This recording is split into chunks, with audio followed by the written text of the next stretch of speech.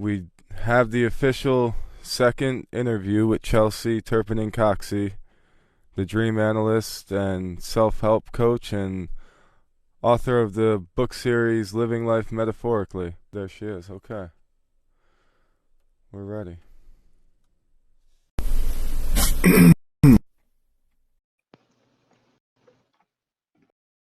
Okay.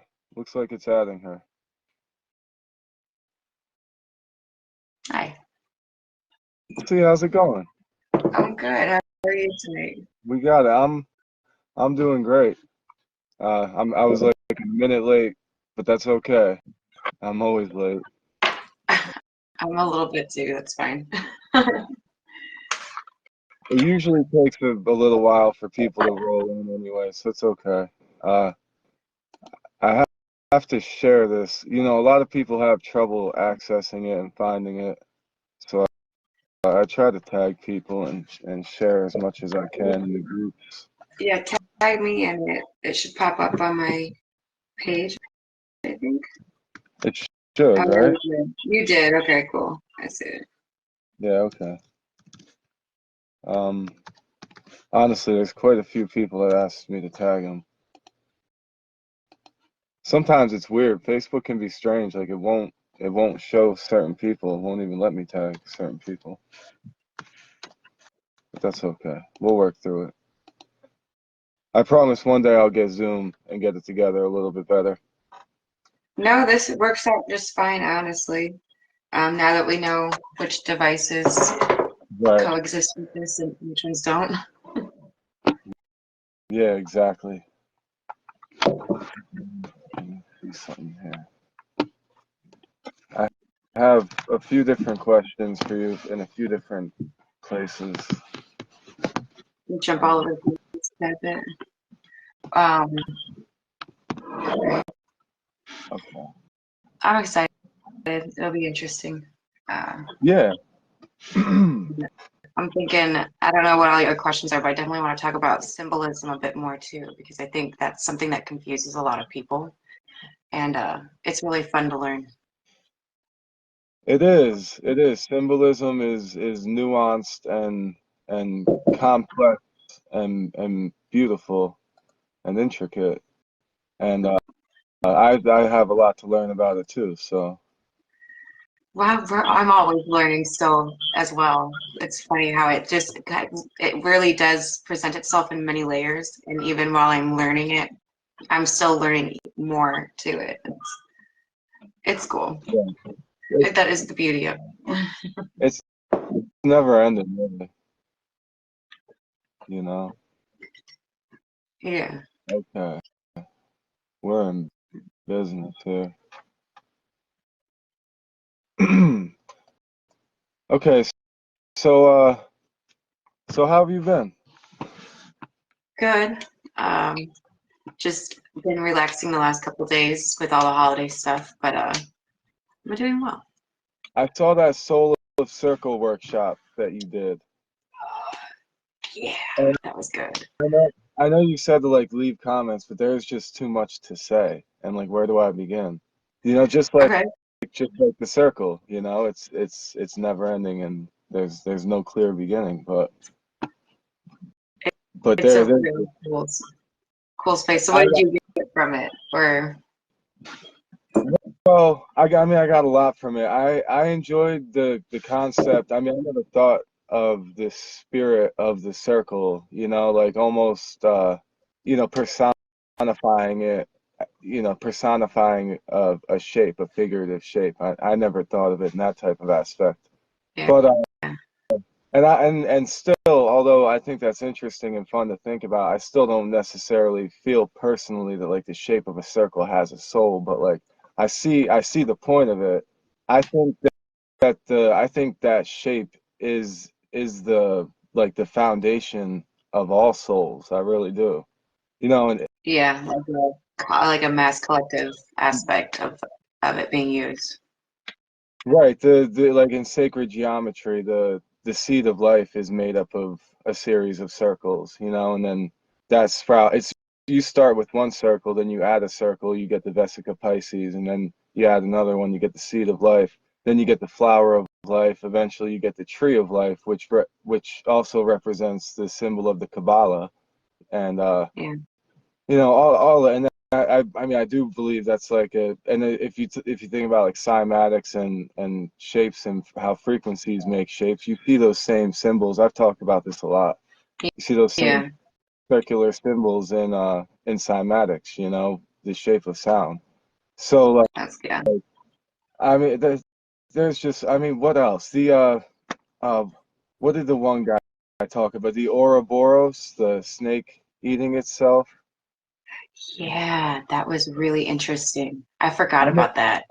I made a whole song about different places around. There are different cultures throughout history that have used that symbol. Or I made a whole verse about it in a song.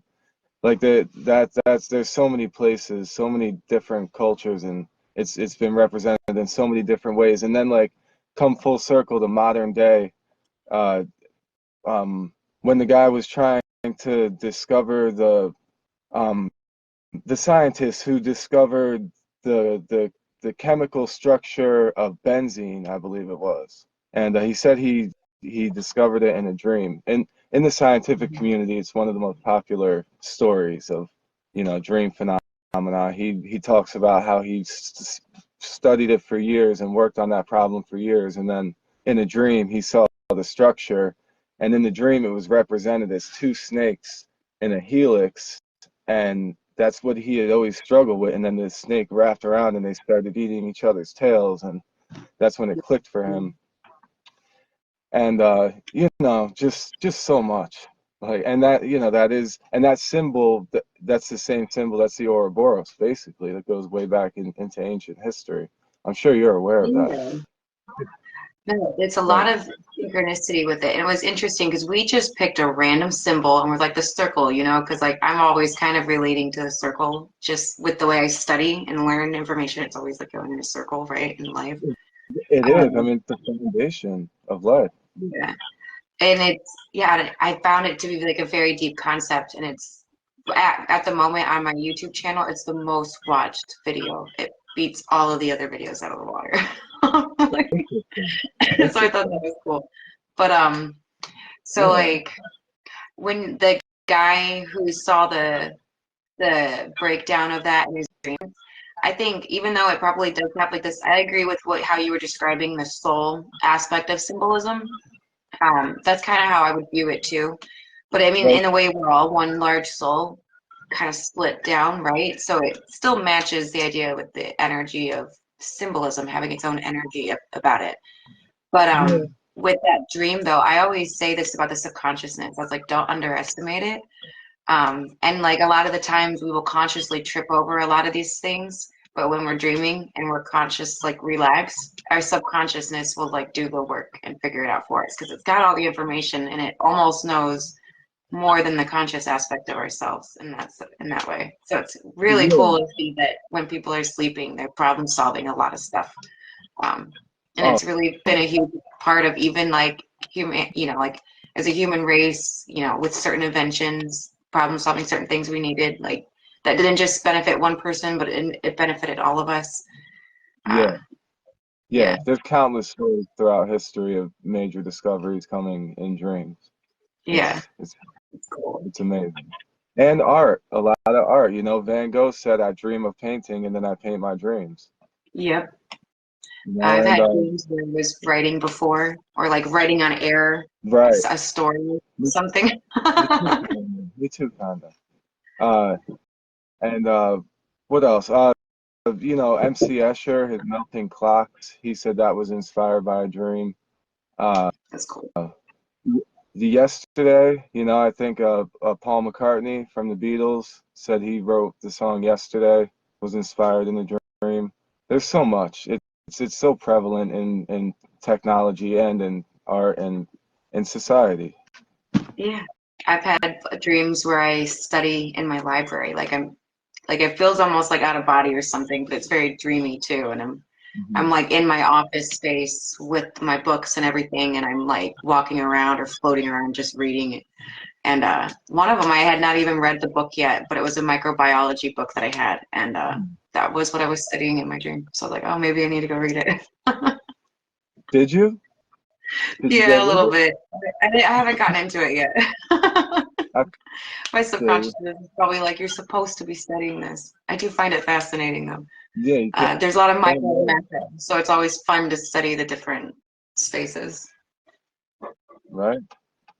Yeah, yeah, I agree. So, um, so much, so much to say, and there was something I wanted to say, and I already forgot it. I'm sure Um, it'll come back. yeah. Uh, one thing I wanted to ask you about is like, have you working with your clients and in your own experience, have you ever experienced like time lapse in dreams or time like maybe you dreamed overnight but it felt like it was months or weeks in a dream or something like that? Have you heard of that? Not that it's come across my desk, but I'm familiar with the concept. The one I see that happens more often is the looping Hmm. that seems to happen all over, at least in the space that I have with everyone. But no, I mean, I don't know. Time can be a funny thing in dreams, but like I would imagine we're still consciously always thinking of time, so like that would be normal to have that. Why? Yeah. I feel like Well, you I want to was lead into something like that. well no, there's so much there's so many different directions to take that in, but I mean really I'm curious like I know, are all of your workshops recorded on videos and documented in that sense, or do you do like private workshops? I did at first. I was making them private, but then I recently started getting into the YouTube and trying to have digital content like that. So I started recording like 2 months ago, but I haven't done a workshop in like over a month at this point. So I'm a little behind on it. So when you were doing it with your clients before, were you keeping like detailed notes? Do you keep like things to reference and to get a broader picture, maybe like statistical data and stuff? Because I know you're early in the journey, but think about it like some years down the line, I you am doing know? maybe not so much with the workshops, but I do remember a lot of people's stories. And it's so there's I actually this is gonna be like my first like more studious book, and I started writing the notes down, but it's a lot of information, so I need to get back to it, which is better a couple months down the road because I've already like let the information roll around versus Right. just typing it out right away. Much So like better. when I sign contracts with people, I do mention that I'm working on this project and that, if they would like for me to share their dreams, I can do it with or without their name or, you know what I mean? And That's, use it. that's good. Um, so like I do want to do that. And I just haven't gotten to the point where I've gathered it up yet, but it's the concept of like the being in the coach's chair and what it looks like for me seeing Mhm. all of it. And I do sometimes call it data It because is. it does, like It is. especially when I'm working with like metaphysical stuff, but even the internal family system is really unique. And I've been learning a lot Mhm. just from what I've studied and then having it applied in the sessions is like it's very different and unique per person too. So Of it's like, course. I find it very fascinating to explore. Um, so I always kind of Yeah. giggle and really get in people's heads. Yeah. I just think, and that's what I'm thinking, yeah, from a coach's perspective, like you can get a broad point of view once you get enough data to start to cross-reference things, maybe you can find collective patterns and stuff, you know. That's what excites me. There's definitely a lot. Like, it's really interesting when you look at it in different phases too. Like, so I'm starting to notice that there is a certain pattern that comes about when we first start doing sessions. Hmm. Um, Not everyone though, like some people might be having like more metaphysical experiences, so it jump right into that. But we usually tend to work out the internal family system first, which can take a good portion of a year.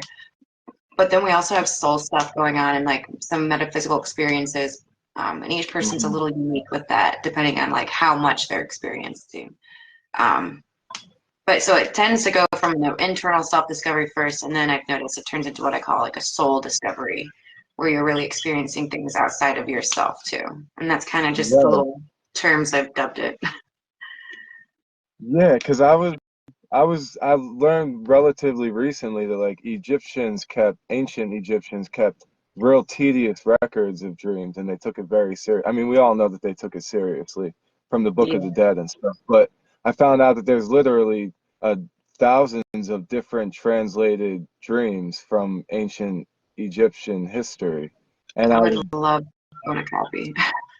seriously, well, now the issue is I'm trying to look them up, and there's you got to find different ones from different sources. There's no like collective body of all of them, if you know what I mean.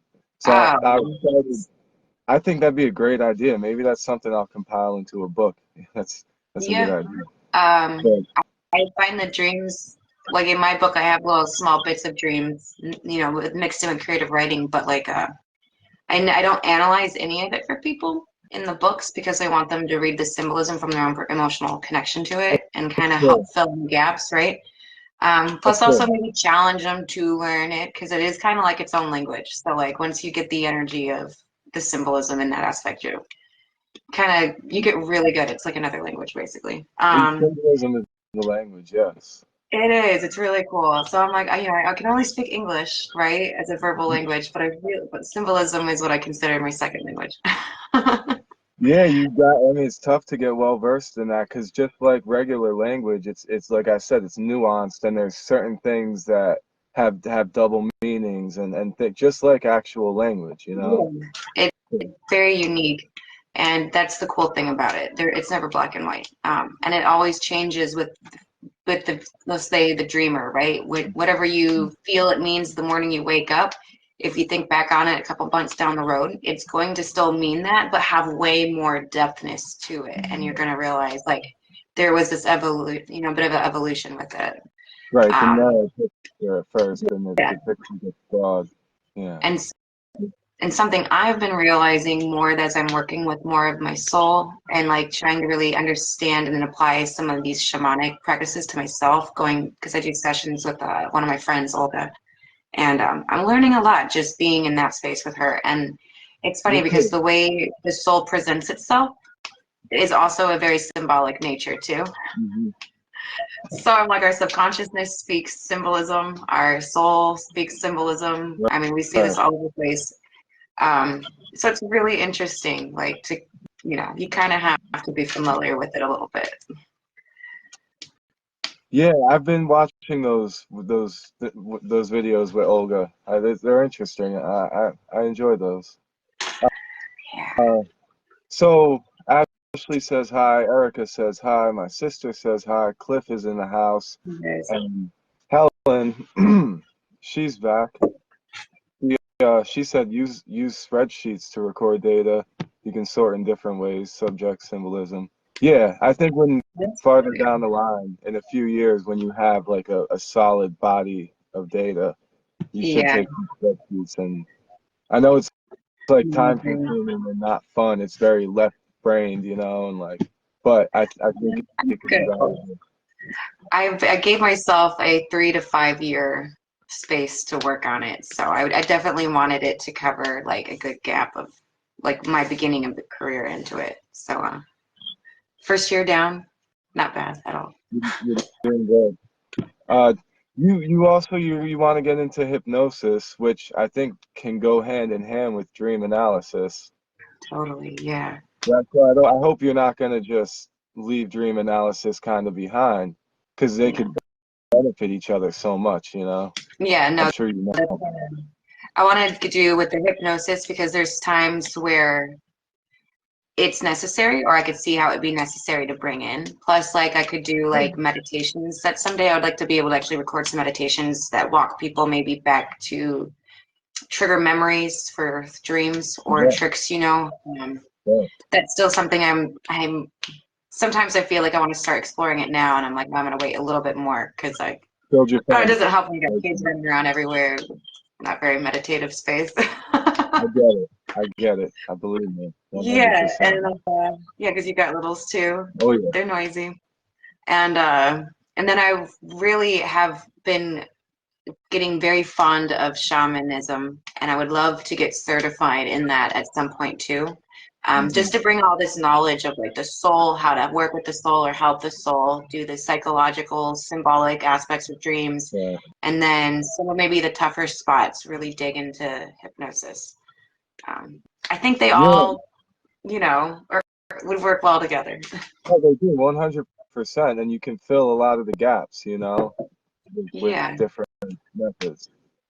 That's Yeah, cool. and no, it's funny because one of my clients, I had a couple of my people show up for that workshop, the Soul of the Circle. Hmm. And just as an example, client that's been with me the longest, I call him my guinea pig because he's my free one, and I worked with him from the beginning. Yeah. So he was saying, so he used to do meditation coaching sessions with one chick who was teaching people how to meditate, and he had that Okay. meditation with us at the workshop because I have never experienced a meditation like that before. Like that Yeah. was really weird, and I was like, that's funny. I was like, what was your meditation coach teaching you? Yeah. Seriously though. I was like, this is the good stuff. I was Yeah, like, that's it's the juice very, right there. yeah, I was like, you really tap into another energy and, and you get to use your imagination, symbols. There's so much in that space. It's more than just being quiet and not letting the engines roll.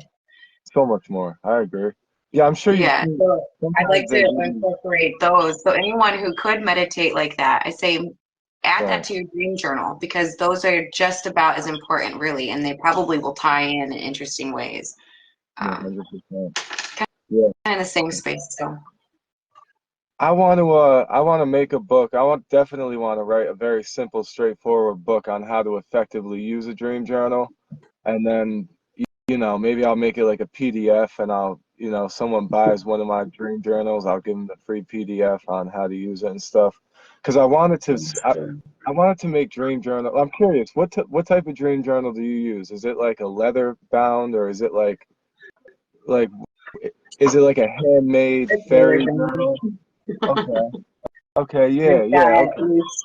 I was using just loose paper for a couple years, but I did condense my space down, so I switched to a journal. Yeah. Um, no, I want to make a dream journal too. I think it's a really good tool just to add to like whatever program you're building, and like if you have it like digital or a print off. Um, Well, my issue with that is that there's so many different ways to go about it. Like one thing that I think is that even if you're not experiencing dreams or anything, just write something down before you go to bed. You know how you're feeling. Then wake up or write down how you're feeling when you wake up. Because a lot of people say they don't have nothing to write down, but they your do. feelings are a huge part of your Yeah, dreams.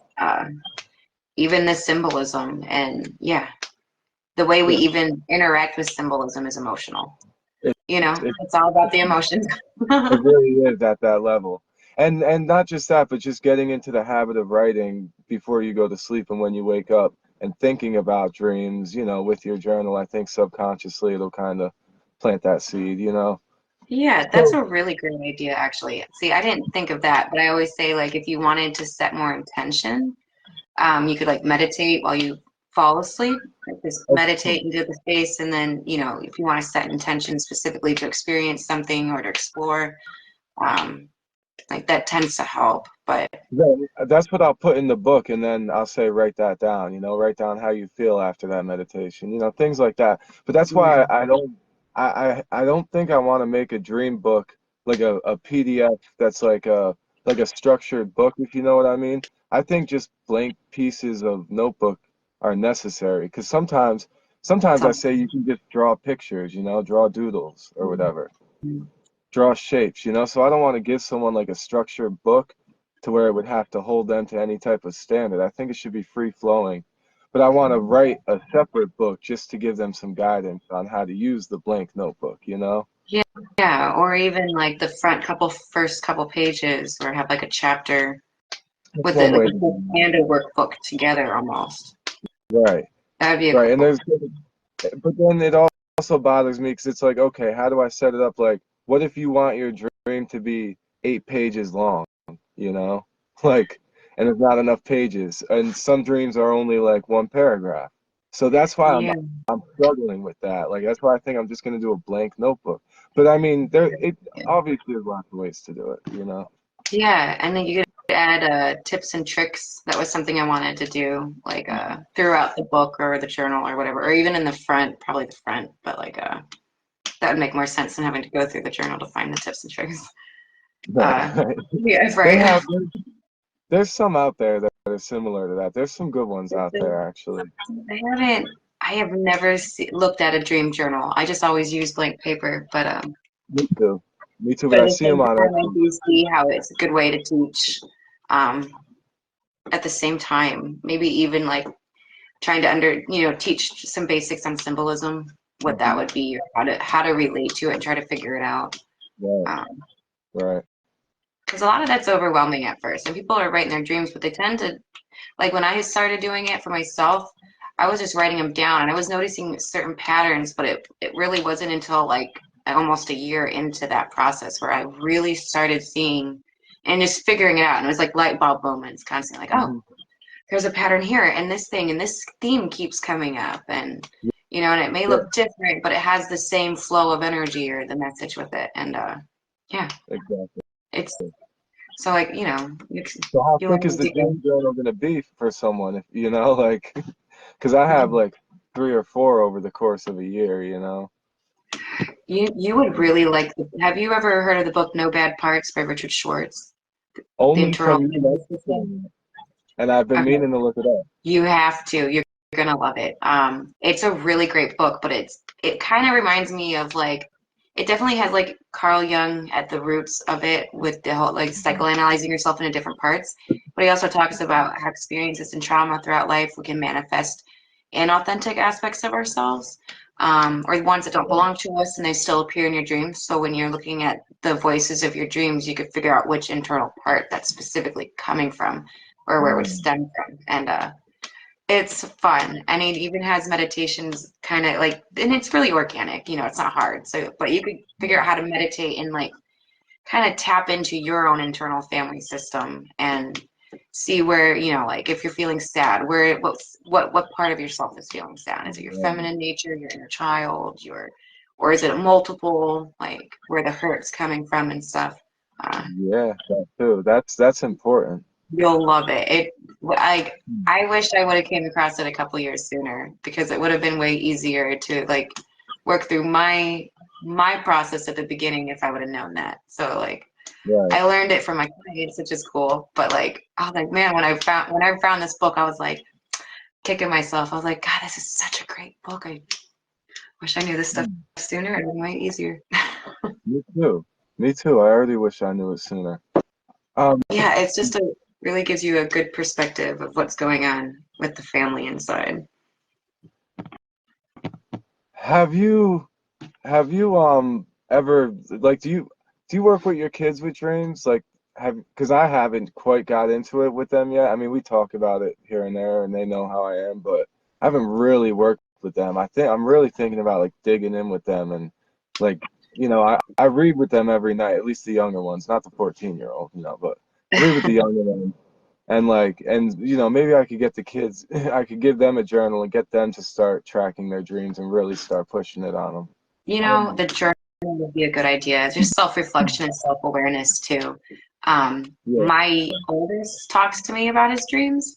Maybe not like every day, but he goes through phases where he'll talk about them a bit. And he's been having nightmares about Pennywise for like 2 years. So he'll tell me about his nightmares, and Mhm. like I'll give him tips and tricks, or like I don't downplay it, but I'm like, feed him some ice cream and he'll die, or like Right. tell Don't him he could be a superhero, beat him up and win type of thing. right. And it's like a really interesting because he's never seen the movie, but obviously he sees it around culture, and he Exactly. definitely knows who Pennywise is. Uh, but he does talk about his dreams, and like I talked about that shared experience. I think Hmm. I talked about that last time I was on here. I think with you, Hmm. which Yeah. is always a good one. But then like Mhm. he's even told me in the past that like he's a ghost at night and he can see us all sleeping in our beds. How old So is that'd he? be like out of body experiences. And How old he's is he?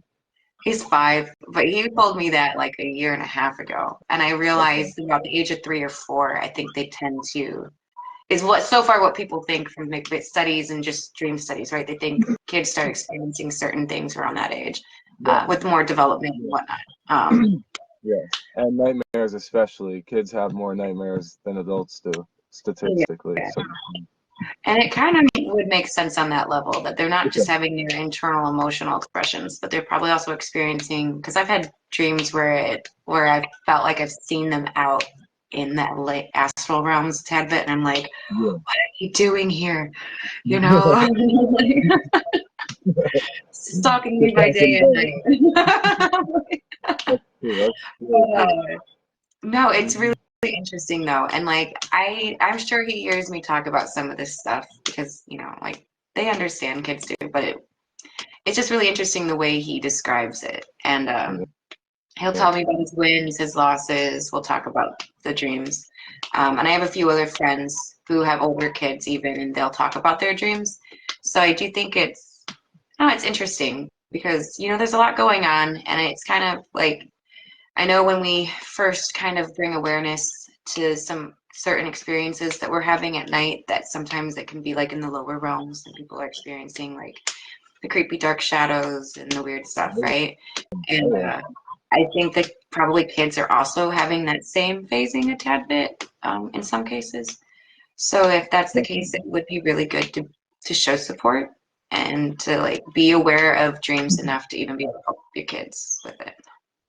I agree, and there's another benefit of what you do. Yeah, yeah, that's what I'm trying to say. Like when people ask the standard question, why do we dream? The age-old question. It's like, and they expect a simple one-sentence answer.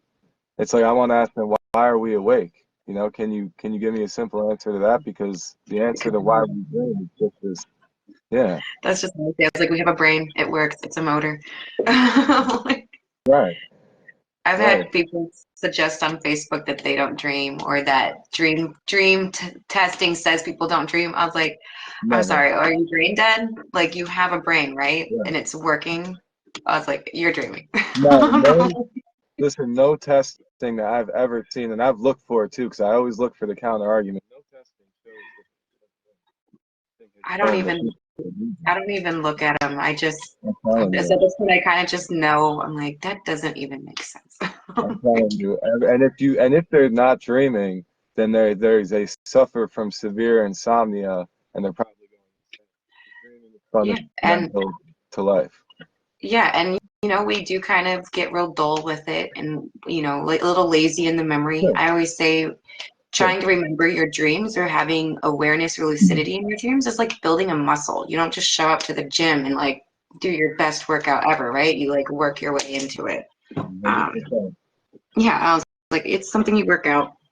And if you fall out of the habit, it gets weaker, and you can fall away from it. So you have to keep feeding it. Yeah, just like working out. I mean, the brain is a muscle, so Right.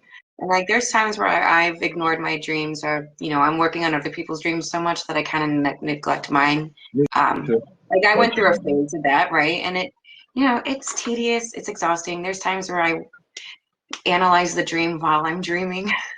right. And then I kind of forget it later after I wake up, but I remember like certain key things that I had came to a conclusion on. That's pretty cool. That's really cool, actually. Like multitasking. The brain is a very interesting space, especially dreams and the way we view. And it's funny because like, what's the difference between the dream and the sleep? Really, when you think about the brain function, there is no difference, right? I It's the talked same about that thing during last the day time. and the night. Well, yeah, then there's the age-old question of why do we sleep? Because like as far as evolution goes, it's not a good thing. Like we're unconscious. We leave ourselves, susceptible to predators. Like sleep is doesn't seem to be a good thing. You think that like natural selection would have worked it out of us by now. But if anything, it has made it more prominent. So it's obviously fundamental to our evolution. The question is why? Now, talked about this a little bit last time, but like our body doesn't regenerate just when we're sleeping. The most regenerative stage when we're sleeping is when we're in that dream stage, just past the delta stage. Run all Well, day. Yeah. well, yeah, you hit slow wave sleep, and slow wave sleep is very beneficial, and we also dream in slow wave sleep. But then you hit REM, and that's when you're really dreaming. And they wonder, like, why is our body burning calories when we're supposed to be regenerating? You know, because your body's burning calories when you're dreaming. There's got to be a Yeah. reason for it. Your body doesn't burn calories unless it has a good reason. You know, because it knows, calories are precious and it saves them for any type of emergency situation. So biologically, like we're trained to, our brain is trained to hold those calories when it can, but for some reason it chooses to burn them. You know, there must be a fundamentally necessary reason for it. And then that's Mm. when they come up with, science comes up with all different types of, they've got threat simulation theories. You know, they used to think we only did it so that we can replay things from our everyday life. So, like if we need to get away from a predator or something like that, we train ourselves and we learn how to survive better in our dreams. That's one theory, but obviously there's so much more than that. Mhm. There's the social, what is it? Some social stimulation theory, they call it, and that's where like they think that we do it so we can work out how to interact better with people socially. So at night we dream, things like that. But then there's visual preservation theory. That's an interesting one where they say like, our eyes, like obviously seeing is very fundamental to us as humans. Uh, if you don't use your visual cortex, it gets weaker. They realize this because if people are blindfolded for long periods of times, their frontal cortex starts to shut down in that area, and over time we would develop less and less sight. So they think that at night the only reason we dream is so that our visual cortex can be stimulated, so it doesn't evolve its way out, kind of, which Interesting. it's all very interesting, and there's so many other theories too, but like I don't think, again, I don't think there's, just like there's not one reason for us to be awake, there's not one reason to dream. Biologically, in biological evolution, it's like if there's one trait that we have that we recently evolved and adapted to, there's usually one specific reason for that. But anything that we've been doing for a long, long time usually has multiple reasons layered on top of it. So I think, and I still think there's some validity to what Freud says about dreams just being unfulfilled desires. Not just being, but some dreams, Yeah, I it's believe, are yeah. stimulated. There's a Obviously, lot in the dream space. I mean, it's a file cabinet just waiting to spew out whatever it's thinking about. right. Helen said, I find it's easier to remember dreams if I wake up naturally, not by a racket in the house. My mind immediately jumps to what's that noise, and the dream is gone. That She makes just started her journal. Nice. that's cool. Yeah, that makes a lot of sense. Right, right. You get distracted and you go into that fight or flight mode, and the endorphins are going and the dream's gone. I could see that. Well, a lot of dreams disappear pretty quickly, anyways. I wish it does suck a little bit 'cause it's like, why? This It is why does. I want to do the hypnosis point. Where I'm Right. like, we're just gonna force it back to the surface. That's why I've been fascinated with these recent studies of two-way communication with dreamers. You know how I said, like, when they're asleep, you'll tell them before they fall asleep, make sure, we're gonna ask you questions, and look up twice for yes, look down twice for no, and Yeah, then it's they do. interesting. There's countless hundreds of experiments with this. They ask them math problems. They ask them what they're seeing. There's two-way communication with dreamers. It's Yeah. fascinating, and you could probably do that through your hypnosis if you had the right session. Like you might need an electroencephalograph or something, but to measure the brain states, that would be very beneficial. But either way, like the possibilities are endless. I really believe that, like, we spend so much time dreaming. It's fundamental. Oh, that's the other point, is that I was going to say, is that, like, if you let, I said this last time, if you let people get lots of sleep, but you deprive them of slow wave sleep and REM sleep, they still won't get the benefits of sleeping. You know what I mean? When they Yeah. when they cut off people's dream states, people wake up feeling unrested, And I mean, you'll literally work yourself into psychosis and eventually die. So it's not just sleep that we need. It's that actual dream state that's fundamental to our life. Yeah.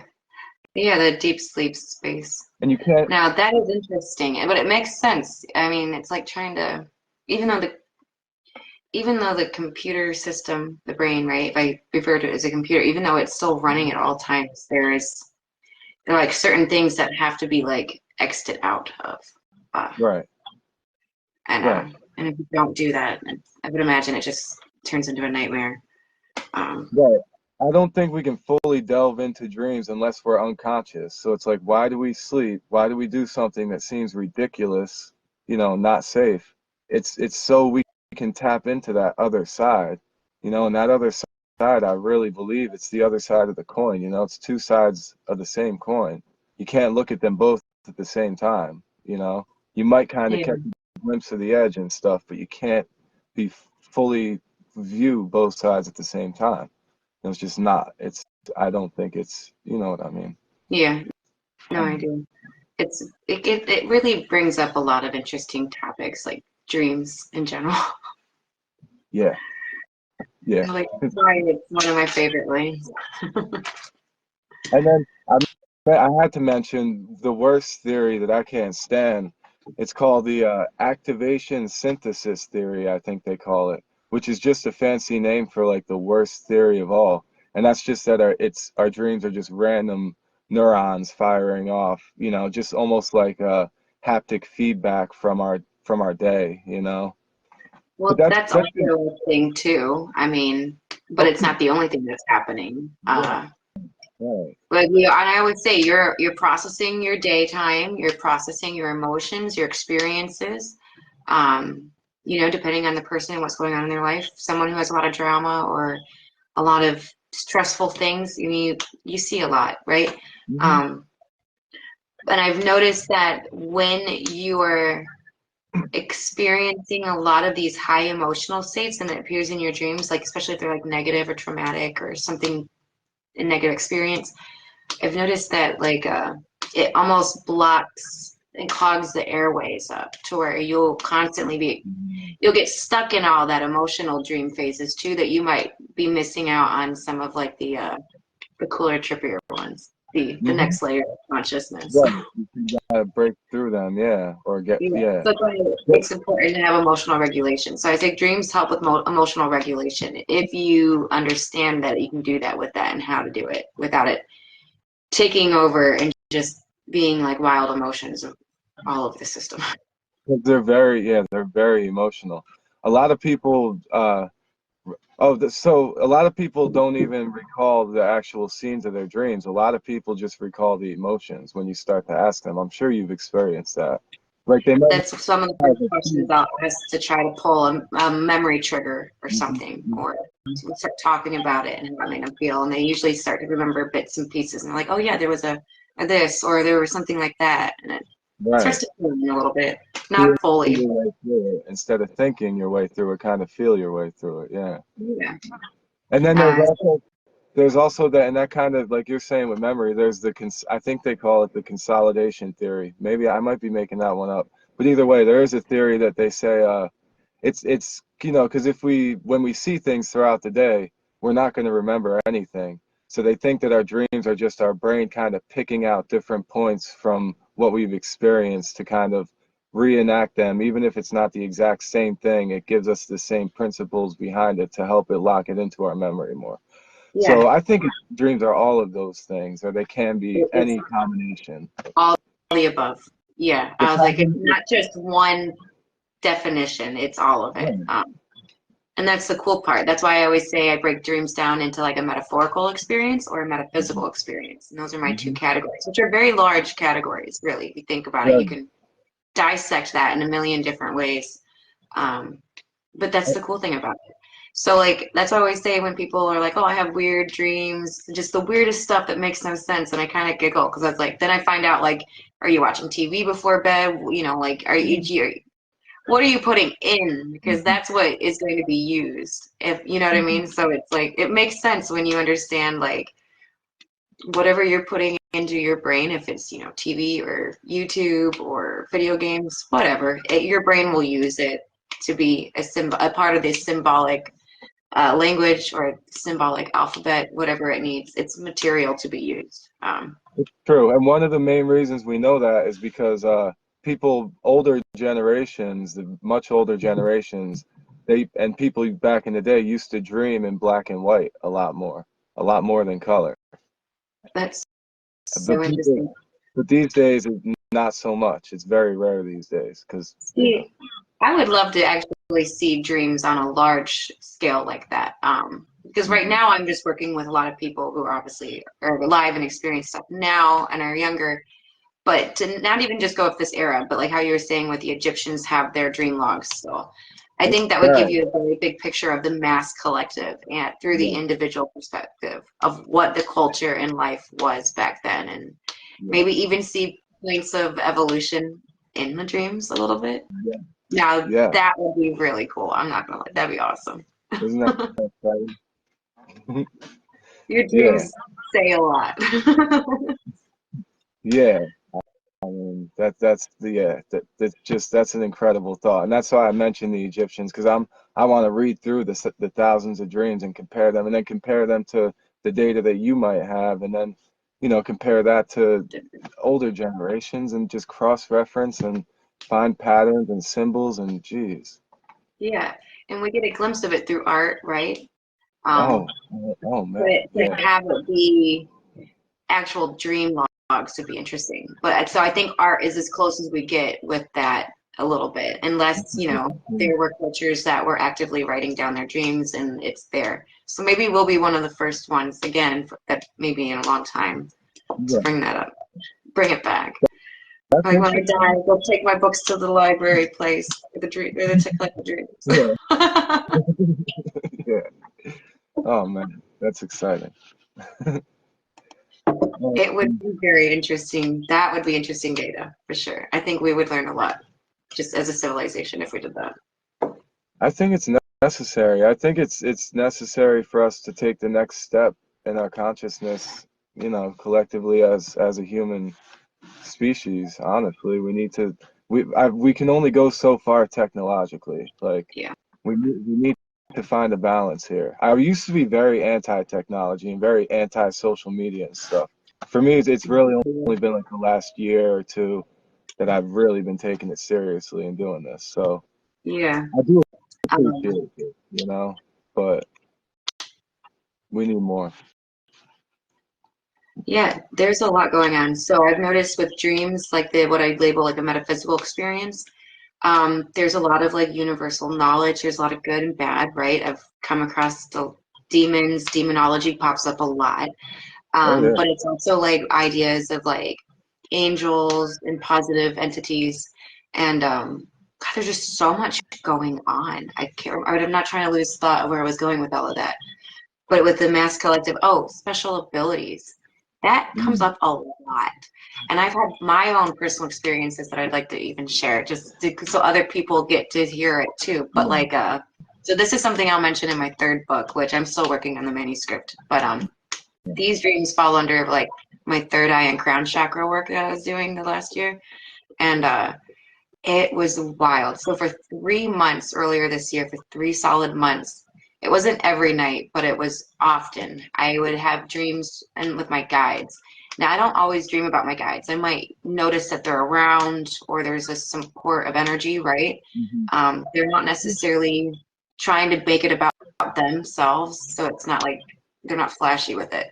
Yeah. But like, so I was having dreams where they were putting their hands on my eyes like this while I was sleeping, and they told me I had to use my third chakra and look through my third chakra, and they did it for a long time.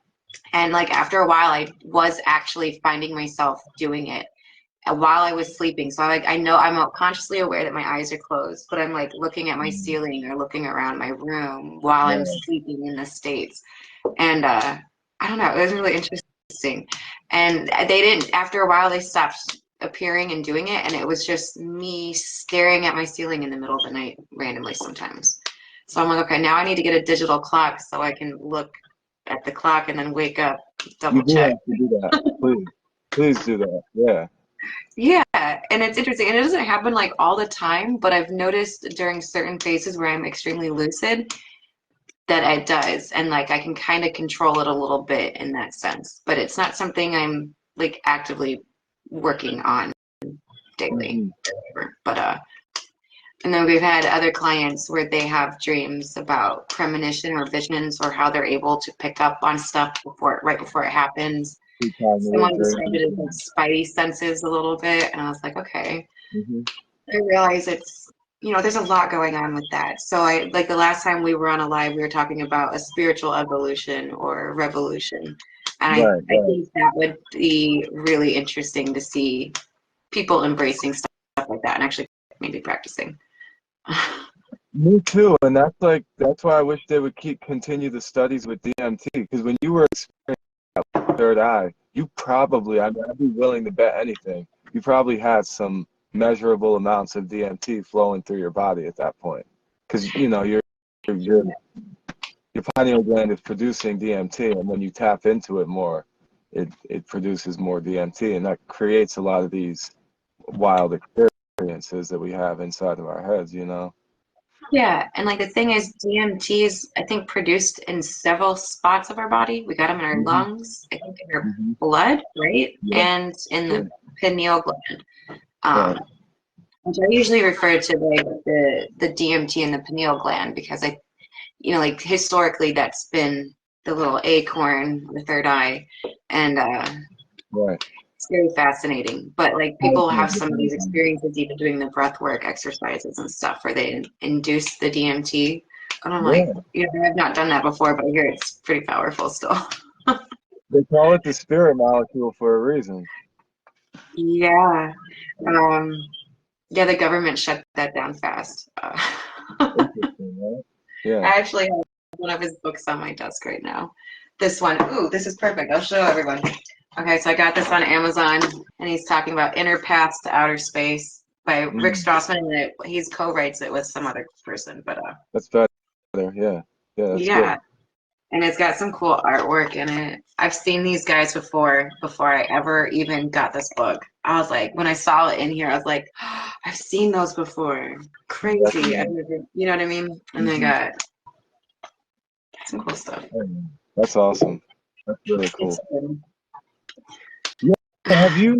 Have you ever heard of a condition called aphantasia? I recently learned about this. It's when people can't visualize things in their mind. I have not. That word sounds slightly familiar, but I wouldn't have guessed Well, like what the definition of it is. it's from the word fantasia, and fantasia is to visualize, It's and just aphantasia is to not be able to visualize. And then there's prophantasia, is where you're like really good at visualizing. And then there's like mm, hyperphantasia, where you can like literally make yourself hallucinate. But someone recently asked me about that. How are you on the scale of visualization? I've always been pretty good at it. And I think it's an imagination thing a little bit too, but I've It's, always been good yeah. at like, like just randomly I could do it in dreams, but like even as like a daytime thing, like I could sit there and visualize. I used to play the violin when I was younger, Mhm. but I was a lazy student. So I wouldn't practice and I would visualize practicing before I go in, right? And then I would do it pretty well. It works. It was the You idea of know that inducing muscle memory or practicing it, right? for sure. And I know a lot of people do that with sports even, or if they're trying to do Yeah. something like, right? That's a popular example. Very Um, well documented scientifically that stuff helps for sure. yeah. So I feel like Yeah. if you're able to do that, you're probably pretty active. And like when I talk about like remote viewing, I sometimes take it to some of that same space Mhm. because I realize it has a lot of imagination involved with it. But so this is how I would describe like that aspect. If you're trying to remote view, which I don't practice it that much anymore. I used to do like way more last year. But I've noticed like say if you're on the phone with someone, you're just talking, right? And like in the back of your mind, you are picturing what's their environment maybe is. Right. If you lean into that, don't overthink it. Just lean into it and start picking out some stuff. That kind of work it out like a muscle a bit like that too. And that's the best way I could describe like how to lean into that. So I always say the underplay imagination is like child's play. I was like, but there's a lot that goes in with imagination, and it's a huge part of a lot of these tricks. Yeah, that's why I feel kind of like someone, because I made, when I first started making videos, I'm like, what can I make content about? Someone asked me about visualization, so I started making visualization tips. The videos are horrible, but it was a year ago, and it was kind of when I first started. And like, but so someone reached out to me. He's like, "What about aphantasia? He's not able to visualize." And I looked it up, and it's a term that was just recently. They just recently came up with it in like 2017, I believe. So there was never a name for it. That's really interesting. Is it like it's something defective, or is it quite normal? Well, apparently so from what the internet says right now, they say only 3% of the population has it, so it's like super rare. But at the same time, maybe they just don't know. From what I've heard and from what I've been reading, a lot of people don't realize that they have that. I don't want to call it a condition because I don't think it is.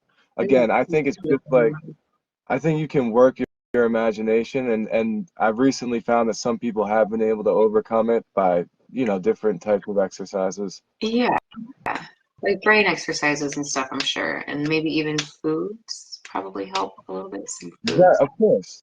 But there's a few, and I'm gonna actually be making videos about it now because this guy asked me about it, so I wanna help him. I'm gonna give him as many resources as I can.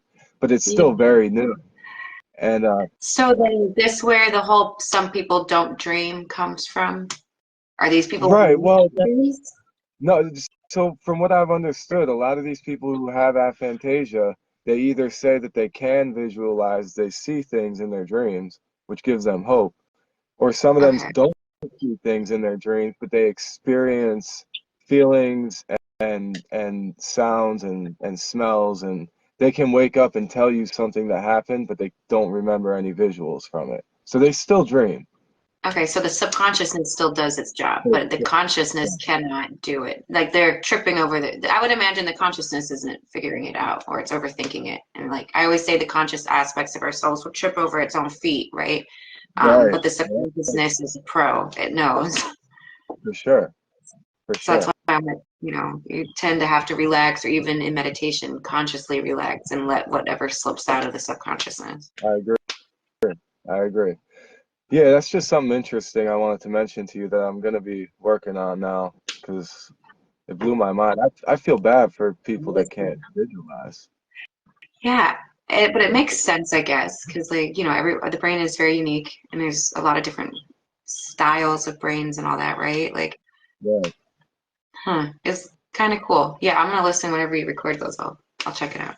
Yeah, some of them and some of these people are like full grown and they've never been able to do it. And they like the one guy, well, so when they came up with the term in 2017, it was from a very like some famous architect who was really good at visualizing and drawing his stuff. And then he had some sort of brain injury that after or maybe he had to get some sort of surgery, and after the surgery on his brain he couldn't visualize anymore. And that's when the doctors started looking into it and testing people. And so, and then there's some people who say they've never been able to, and there's other people who say that, they got a concussion and they haven't been able to ever since. So, That's scary. Now, the damage part, that would make sense. That's why I was like, is it?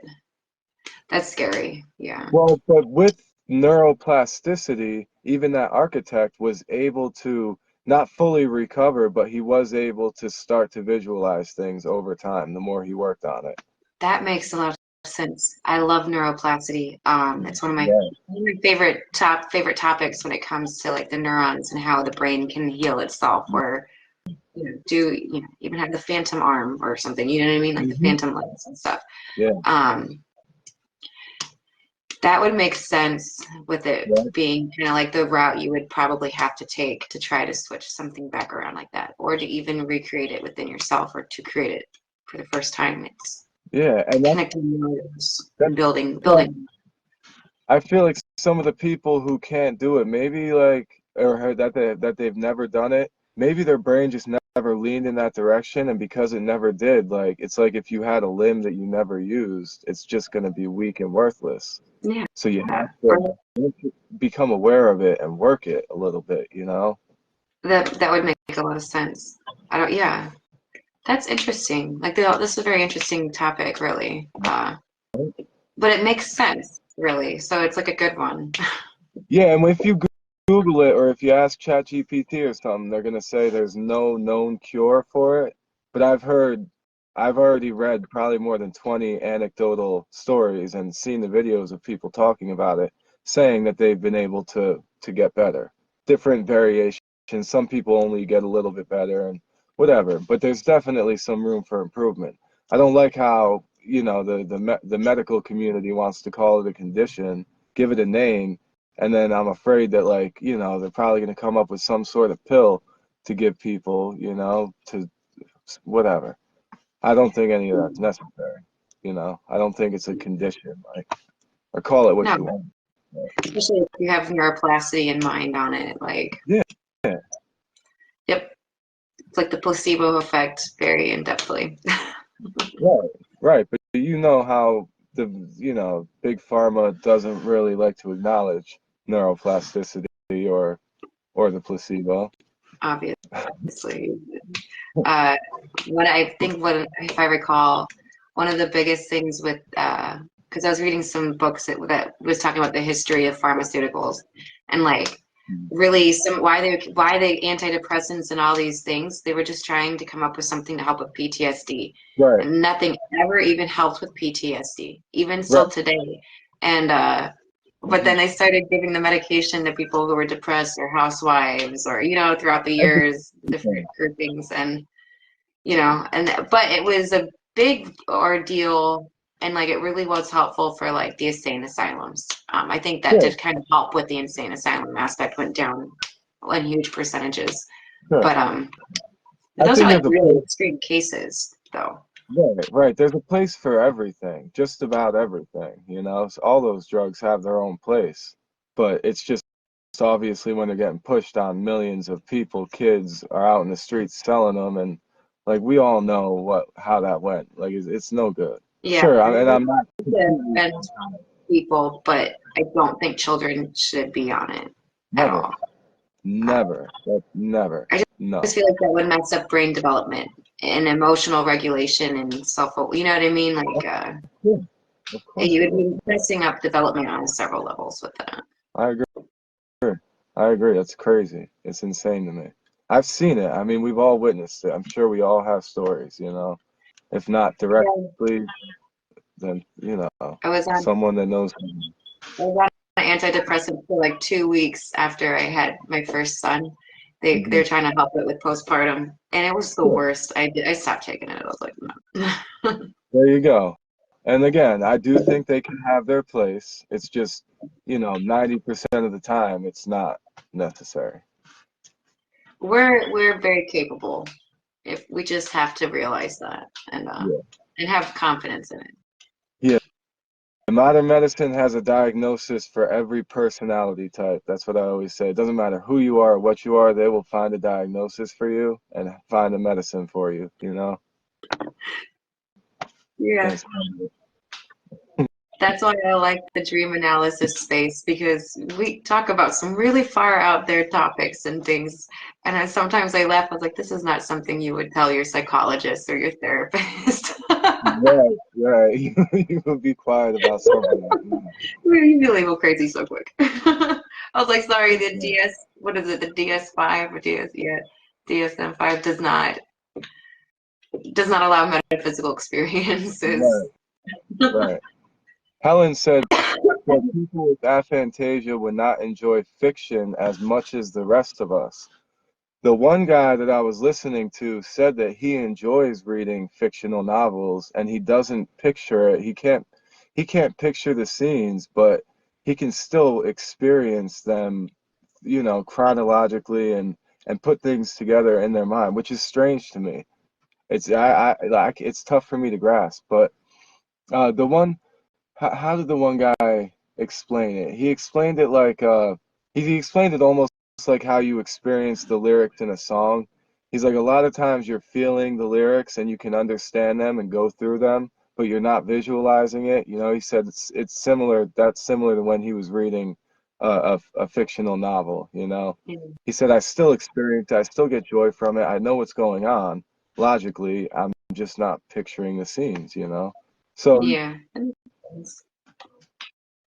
yeah, very, very interesting. I'm sorry. I just noticed that she said that. I missed that comment before. No, you're fine. I can't see much on the cell phone screen, so It's hopeless. a little bit. Uh, okay, so Helen also, so she had a question before that she wanted me to ask you. Well, she had a dream. Let me see. Okay, she said she wanted me to share her dream with you and see how you feel about it. She said she had a bunch of animals in her living room, her two chihuahuas, a bear, a baby tiger, and a horse. And they were all calm, but they kept moving around. Her major concern was trying to get them all on the couch and take a picture. Finally got them all on the couch at once, and she got her picture. I asked her how she felt. She said she was very calm, just annoyed that the animals wouldn't get on the couch at the same time, but calm. And she finally got her picture, and she felt accomplished. And then she woke up. That's fun. It's cute. I like it. That can mean several things. I can't tell you exactly because I don't know you personally or, talking about Right. your life and stuff. But it could represent maybe something you're going through with an environment. If it's people externally that you're experiencing, maybe they're represented as animals a little bit. Or it could also be like your internal family system, which would be that book, The No Bad Parts. Mm-hmm. Trying to show like your internal system kind of co-collaborating and existing within itself and wanting to get like So, a family picture together. Those were the so, two that stood out to me.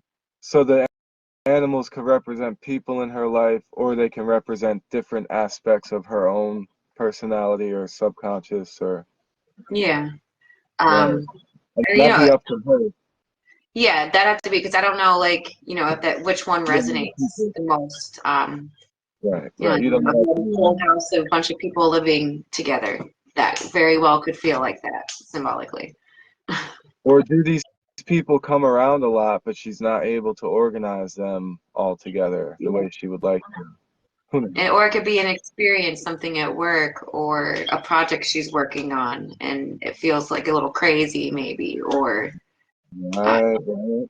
we could even say it represents like ADHD, maybe. You know what I mean? Everyone's different, so that's why Yeah. when I do sessions, really dig deep into how it makes you feel. We talk about what's going on in your life, anything that's stressing you out or you're experiencing that's on your mind. Um, Mm-hmm. we cover a couple of areas, really trying to pull it out. But I always say it's whatever resonates with the dreamer, because that's where the light bulb aha moment and I can't tell you it to be right or wrong. It's going to be up to the dreamer. Yeah, no, I try to make that very clear to everyone here that like we're not those types of gurus that do direct dream analysis because that's just nonsense. But and it's all nuanced and complex, and you have to know someone and know the people in their life, and but you can guide them on the foundations of some of the symbolism enough for them to work it out themselves. I Yeah. think you explained that really well before. Yeah, that's kind of what I was doing with my workshops. It was just supposed to be a space where we come together, we explore symbolism, you take a few tips and tricks and some new understanding home with you and self-apply, and then come back later if you want to keep evolving with it, basically. That's the other thing. Yeah, And keep you can do it dreaming. on your own too. It does. You don't have to have a coach. It just would be easier. Of course, she could keep dreaming and compare that dream to some of the dreams before it and the dreams that follow it too, and try to find common themes Yeah. or counteracting themes even if they're not common themes. But Yeah, and it might not even be the same symbolism all the time. right, Sometimes your symbolism can be consistent with a certain voice or an internal part voice, is what I'd say. But it could also be not just the symbolism that's consistent, but the energy or flow. Like there's, three things that happen in a phase. phasing of pattern, almost like a Right. being lost in a mall, then being lost in a city, being lost in the ocean, right? Those are all very Mhm. different symbols, but they still would represent maybe the same thing over and over again. Makes sense. Everyone's different though. Hmm. Yeah. It's a very diverse language. Yeah. And it's a language of emotion, like you said, and that's why it's important to remember how you feel and how you felt. Yeah. Yeah, so she said I was trying to get them all to cooperate. Could be people problems to solve. Yeah, yeah, Exactly. Yes. it would make sense. You're welcome, Helen. I saw it. Yeah, she's awesome. So there's right now I'm trying to like have a go into a lucid dream where I can like meet a bunch of people on a beach that we all agreed to on the last live. I haven't been successful with it yet, but Mhm. I've been trying to do another one where if I do end up getting lucid, I'm trying to ask. I think I might have mentioned this to you last time. Maybe not. I want to ask people what the time and date is in my dream, and I think I mentioned that to you. Have you ever thought about doing that? And if you do go lucid at some point, can you try to remember to do that? Yeah, I was practicing this a lot last year. I had a small group of friends who were really good at it. We would do it in meditation or in dreams, but I never really painted exactly the same. I just said it was a way to connect. And like, even though we each had a different perspective of how that went down, we knew that we were actually connecting. That's why I say it's weird how metaphysics is never black and white and it's all within the viewer or the one seeing and perceiving the reality. So like everyone could be experiencing the same thing, but viewing it differently, if that makes sense. Um, so Yeah. it's more in my third book, not so much my second book, where I write about. Well, I got a couple in my second book towards the end, like meditation moments, and that was some of those practicing astral projecting or connecting. We would try to like share orbs, like a colored orb. Guess what color I handed you? Um, and sometimes they would just experience like someone's higher self, and they would be like showing them parts of who that person is symbolically, kind of like connecting with the soul a tad bit, which would be very like shamanic style of Hmm. work too. So like yeah, there's a lot to explore. I uh, also wanted to ask you about your guides because the first person I ever interviewed on here, he was a guy from Germany, and he was talking about sharing dreams with his friend, which like again I believe it completely, but there's still no, and they've done lots of dream studies, and I've seen a lot of them, and there's still no confirmation. Like it's still people still haven't shared anything that matched beyond like chance, you know? I'm not saying it's not real. And then again, like you said, under that controlled environment, they need to relax a little bit. You're right. yeah, But like I've done it lightheartedly with my friends, you know, and like as far as like actual distinguishable evidence, like that confirms it enough to convince me, I haven't seen it, so I'm searching for it. It's something I'm searching for.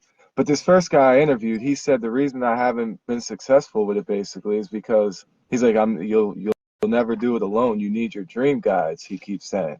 And I personally, I've never, and I've heard so much about it and read so much about it, and I've asked for it. Even the last time I tried shrooms, that was my main goal, was to contact my guides, you know, just out of curiosity. It's like where are these people at? But and I've experienced lots of different characters in my dreams. Some of them are are very prevalent too, but none of them have shown themselves or revealed themselves to me as any type of guide. I've always felt like my own guide, honestly. Now, yeah. what are your guides like? Because his guide, one of them, the main one that he talked about, it was a walrus, and he said it's because there was a walrus character he was comfortable with when he was a kid, uh, and that became his guide. It is cool, right? yeah, it's so mine are I don't see them very much, but I know I'm communicating with them, and I do sense that I'm never really alone. Now, I wouldn't Hmm. say I can't go out of body without them, even though I do feel like they're always there, or if I don't sense them, I can ask them to be there, or to help me. Like I have asked for help in the past, Yeah. especially with sleep paralysis. Hmm. I only experienced it once, but that weird alien bug that was in that book I showed you guys earlier, Hmm. one of those tried to come through my bedroom window, and I remember like pushing it out. And then when I went back in my body, I had sleep paralysis. So I kept thinking it was something that wasn't like a positive experience. Right. But I remember asking my guides to help me, and I remember them saying like it'll just take a second and you'll feel a pressure release. And like I did immediately. And it was like as soon as it was started, it was over. Um, but then I've also experienced my guides. Um, I don't really see them that much. It's weird. So the last time I really experienced them was when they're putting their hands on me, and that was kind of a unique experience because I've never had them like put their hands on me before. But Right. I've gone through phases where I've ignored them, and they went to one of my friends who I don't share a lot of my personal life necessarily, right? And Yeah, I get it. she had this dream 2 nights in a row where a tall Pleiadian alien guy, right? I don't know if you're familiar with the different races, but he was Yeah, Pleiadian. yeah. And I always knew that mine were Pleiadian, and it was just weird, but I knew that they had some help on that side. And they showed up twice. It was a 7 foot tall Pleiadian, long, like white hair, and he was giving her a message specifically for me. And in her dream, she was like, I don't even really know her that well to bring this up. And he's like, well, we're going to keep coming back if you don't tell her. When you say that, And they showed up 2 nights in a row. just to be clear, you're referring to from what they say, the race that would come from the Pleiades constellation, right? Okay, just so people know who you're talking about. Yeah, Going we got to get that's into a whole other aliens and conversation. dreams. I've seen aliens pop up a few times, not just for myself, but even some clients who are not even familiar with this stuff and putting the information in, right? And it's coming out Right. very organic. Of course, Like, oh, and that's when that's a whole nother conversation because that's what the ancients probably referred to as gods, and you yeah. find all the relations there. And I know that they exist in the realms. They got the lower and the higher. So I'm not saying they're all good guys. You're Of just like course not. walking up the street, and if you lived in a city and you're going outside, there's good people and bad people, and you're gonna have Of all of course that, not. even in that space. I agree. I agree. Very, very much so. And they can be very manipulative for sure. Yeah, and a lot to learn. That's why I really enjoy getting into demonology, studying different Mhm. entities, even the good Mhm. ones, understanding kind of like the natural laws of science with it all. Right. It's it's very different, but there's a lot, and I've even seen how it mirrors your internal psyche, um, or how like certain negative things can get inside your house and use symbolism and still be there without showing what they are, or they can even pretend to be you Right. to an extent. And it's not a disconnected aspect of yourself that you show love and awareness to, and it kind of comes back to wholeness within yourself. It's like Right. actual monsters, like that type thing. And they're usually hidden very deep. So it's really weird. And this is why it gets very trippy sometimes with the lane of work, because it's like, okay. Right. Are they completely external entities? Like, or is it a gray area there, you know? It's great. You have to really pay attention to what belongs to you and what doesn't belong to you. Because I, Um, I because there wanted are to ask that. internal aspects of ourselves that are hurt and damaged, and that can appear scary, disconnected, and you be afraid of them, right? But they you kind of, I don't know, the way we dissect it and follow patterns, uh it does reveal itself after a while. Because I asked that guy who was talking about when he was talking about his dream guides and going and sharing a dream with his friend. Now, he wasn't necessarily, he didn't say that he needed his guides to get out of body. He said, because he did explain a different out of body experience he had that didn't include his guides, but he did say how his guides are what helped him connect with his friend. Otherwise, he would have never been able to find his friend, Yeah, you know? now that makes sense. Using it as a tool, they're very extremely resourceful.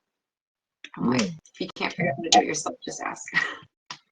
And I also asked him, and I'll ask you, like, how much of those guides are, subconscious representations of yourself, and how much of them are like completely external entities? That's a good question. So I always say your higher self would be like your internal guide, right? Hmm. And it's like a multidimensional aspect of ourselves, but still a part of our psyche and who we are and our soul. I agree. Um, I agree. so that would be like an internal guide representation. Then you have your external, and then you do have like negative things that will pretend to be guides. So like I always say the red flag for me in some of those areas is nothing should be involuntarily going into you or Mhm. taking coming into your house without permission. Uh, and if you say no, it won't.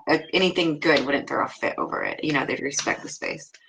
I've Yeah. seen that happen a few times, and it's something that I haven't discussed very openly about, but I feel like it is important for people to kind of know like some of the attributes that come with a positive or a negative, Oh and yeah. how that might look in some of those spaces. Yeah.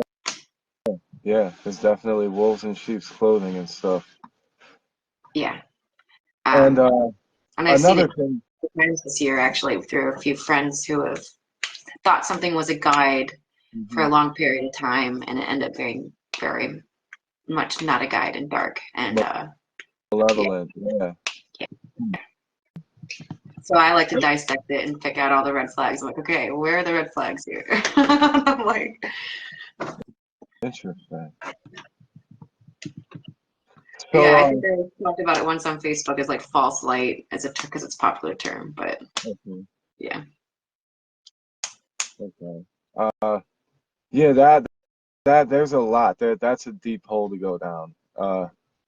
yeah, So okay, so then when we're talking about different characters in our dreams being different aspects of our personality and all that, I know, and I might have mentioned this to you before, but like, and I mentioned this to the other guy, and Cliff talks about it a lot, like other characters in our dreams being other dreamers, like in his theory. I'm not saying this. I'm just throwing it out there, for a fun thought experiment. But like, if every other character in your dream is someone else experiencing a dream, you know what I mean? that's interesting. Yeah, Right? kind of just like in real life, like right now. Right, right. And it's tough because I was like, well, first of all, I'm like, no, because I've shared short videos of this and stuff, but like, you might see something in your dream that like can't. It's like it's like if I'm dreaming about a talking snowman, like obviously that's not a person dreaming, but it's like, who knows? Maybe someone did go to sleep and they woke up in their dream as a snowman, Like I don't know. That would be endless possibilities. Endless Um, possibilities, right? You can't rule it out. I'm not saying it's true, but you can't rule it out, right? it does make sense a little bit. I can see Kind it from both. And I always say the subconscious, like the way a lot of it's going on with the metaphorical and the metaphysical, they tend to mirror each other really well, like an of. energy Hmm. match even. Yeah, Uh, yeah. so I've explored some ideas or theories just on my own kind of observations and stuff. And that would make sense because we do come across not just, so I always say you have your internal house and then you have outside. Um, and I noticed that there's a door and it works both ways. So at that point, yeah, just like in real life, going in and out of someone's house or going out in the street in public. Right. So wearing different clothes sometimes, maybe, Very Yeah. symbolic. Yeah. I'm trying to see something here. Uh, Ellen said Burl Ives. Who is that? He's a musician, music artist, actor who sang and performed. Helen, why did you say Burl Ives in the comments? I'm just curious. Uh, did he write the little drummer boy? Is that what I'm seeing here? Huh. Crossing the snowman. Oh. I don't know, but Little Drummer Boy is my jam for sure. Oh, he sang Frosty the Snowman. Yeah, because they said that someone appears as a snowman. You're dreaming of a Okay, snowman. okay, that's right. Maybe that's he was the one that was the snowman in the dream. That he was having that dream. Yeah, that's fun to think about. I don't know. I find it hard because, like I said, I used to see Freddy in my dream, and I destroyed him. And it's like if that was someone else having a dream, and they were Freddy, and they got smashed like that, they got obliterated. That turned into a nightmare for them. Because You're like, now who's having the nightmare? yeah, flipped it on them. Flipped it on them. I just had to grow up a little bit. No, it's interesting that you have that experience with Freddy Krueger too, because I have a client who has a lot of dark things in like in the first couple months working together, and it all started with Freddy Krueger when he was like 7 years old. Right? And it got me onto this topic of archetypes, what creates the archetype, what would be the recipe for an archetype. And we already know Hmm. that archetypes are internal psyche aspects, right? But they're also there's this external soul of itself for the masculine Collectively, too. Yeah, and but it started out with the Freddy Krueger, and then it just manifested into the shadows, and it was stuff happening in the daytime too, and like the house he was living in, we believe that was like haunted or had weird activity going on, right? where the whole family kind of was familiar or aware of it, not just one person.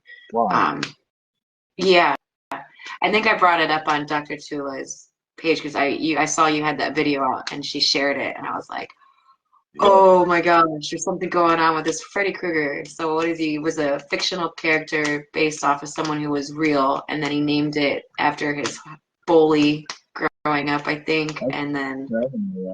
yeah, yeah, things like that. So I thought it was really interesting. I was like, that would just seem like the recipe for a disastrous archetype, and I was like, ooh, that's kind of creepy. Makes sense. Makes sense. Yeah, and then the story is, I know I don't watch Freddy Krueger much, but doesn't he show up in your dreams That's in what the he movie? is. He haunts you in your dreams, and you can't go to sleep because he'll kill you in your dreams, and you'll die Yeah, in your that's bed. kind of messed up. But just like Pennywise, he only feeds off of your fear. So if you're not afraid of him, he can't get to you. Yeah, He has to scare you, and he has to work his way to get close enough to kill you. You have to be completely engulfed in fear, yeah, which yeah.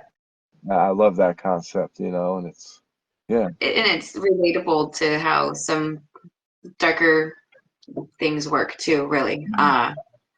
So like anything can be an archetype, really, and I agree. it gets really interesting. We have some interesting modern day archetypes now, with the Yeah. internet and everyone sharing everything, and it's known on a mass collective scale. Uh, Right.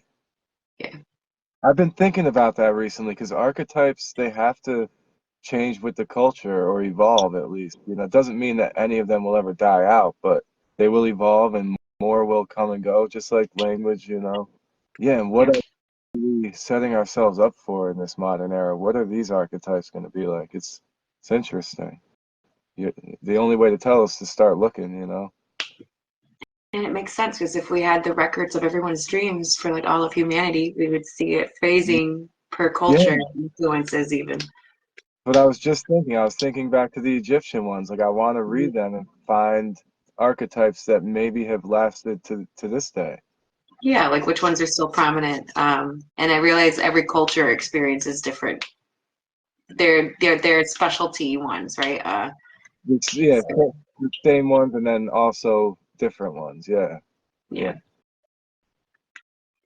crazy, absolutely crazy. You're just one large conscious bubble of thought. Yep, yep. Going into and out of itself. It's crazy. Ha have you ever been hypnotized? No, I have not No. actually. And I really want to have the experience, so uh, not just once. I'd like to actually do like a series of sessions and have my own self-discovery with it a tad bit. I got a list of things that I would like to like. I already have it, like mental list of like certain moments I'd like to go back to and try to pull out because I've noticed that like there's certain points in dreams where I think we block it on purpose. And it doesn't necessarily mean it was bad. It's just like I've noticed that in the past I block certain experiences, and they would be ones with my guides sometimes, or something of higher consciousness level.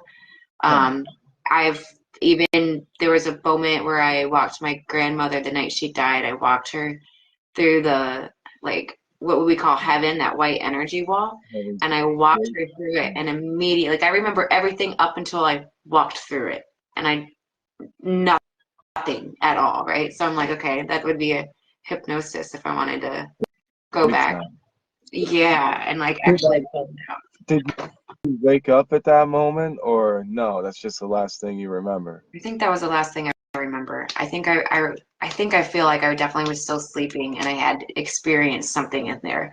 Then I've also had ones where I was like having private conversation. It felt like a private conversation with something that was like more higher up than I was. I don't know if it Hmm. was my guides. Um, it definitely wasn't like, I don't know. It felt like I had a certain energy to it. And I remember watching myself walk through the door and closing myself out, literally. And I'm like, oh, this is. Yeah, like you watched yourself externally, you mean? Yeah. So I feel like there's a space in our brain that is almost even private, again, where we can't even access it. And I've kind of explored that a couple times. And I've noticed like my inner child was hiding in there for a while, and like I kept trying to open the door and it would like warp DMT on me, so I was like literally experiencing DMT in that phase of sleep where I was lucid.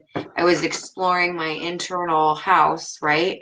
And I kept coming up to this door every once in a while, and I kept trying to open it, and it was pushing me out. So I do think there are certain parts that are private, even for our consciousness. And like, Yeah, I, I think that would be really cool to explore with hypnosis. And I now I agree. realize it might pull out some trauma. I don't know exactly what all would be in there. I'd imagine there's a lot, um, like good and bad, I'm sure. But It's it's safety. interesting. Yeah, I saw the that one thing you did with the about the what was it? The childhood. Who was that person? I can't think of her name. Oh, Sarah Evangeline Sarah. with the Yeah, inner child. yeah. That was cool. You're the inner child workshop thing that you did.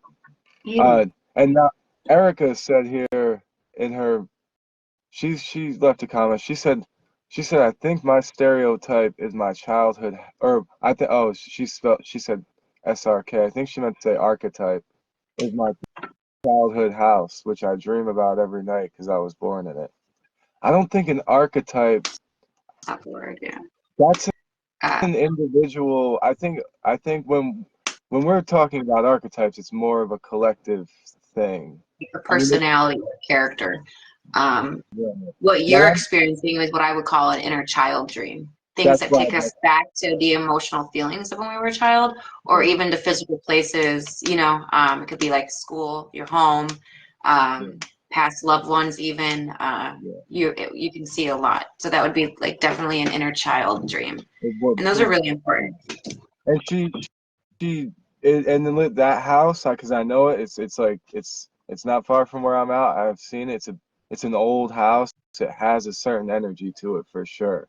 It's a big old house, and like she dreams about it all the time. And I know she told me a lot of times she's in the basement of the house, and like so yeah, definitely an inner child dream. And that house itself might just be like a subconscious foundation for her, to there. I mean, there could be lots of different reasons why she keeps dreaming about it, but that's not. I just want to be clear. I don't think that's what we're talking about when we say archetype. It's not like one solid symbol that you keep going back to. It can be collectively. I think personally for me, I think the archetypes can be, they can be universal, like something that people experience all over the world, the same type of things, themes or symbols. And it can also be like in an individual culture, there can be like American archetypes, I feel like, or things like that, or even within a community. But I don't think it's one thing that one person individually experiences doesn't denote the term archetype.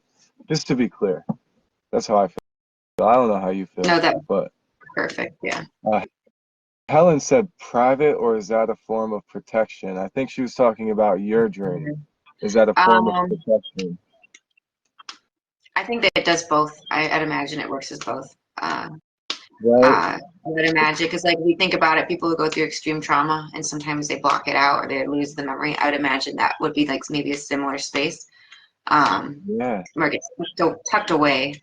Um, but I also think that there's, I don't know. I've noticed I was using it as a private room to talk behind Right. my own back. Right. Like, so I think it, it probably has a lot going on. But I did notice that I felt like it had something to do because, like, inner child, that had something emotionally attached to it too at the time, and I didn't realize it was my inner child for a while. Mhm. Like when I was a little girl, I used to hide in closets, and it Right. makes sense that even as an adult, even though I wasn't hiding from the adults in my life from back then, but now I'm hiding from myself type of Yeah. thing, Right. or my inner child, right? So it had like much in-depth meaning, but also kind of from experience. But I've also experienced that door where it's had nothing to do with the inner child, and it was just like, what's going on with that door? Yeah. Yeah, it's mystery. I can't walk through it. Hmm.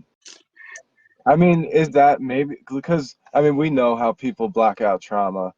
We've obviously it's like a survival mechanism because it's like, you know, where will you drive yourself crazy? Like, will you be able to cope and still function cognitively with, whatever that traumatizing experience might be? I don't Yeah, know. And maybe like for you personally, like you might have to grow up. Maybe as a little girl you weren't able to process those things. Now you can. I know that's the whole idea behind it. Now you can go back and work through them. But it could be scary, I think, Doesn't yeah. have to be.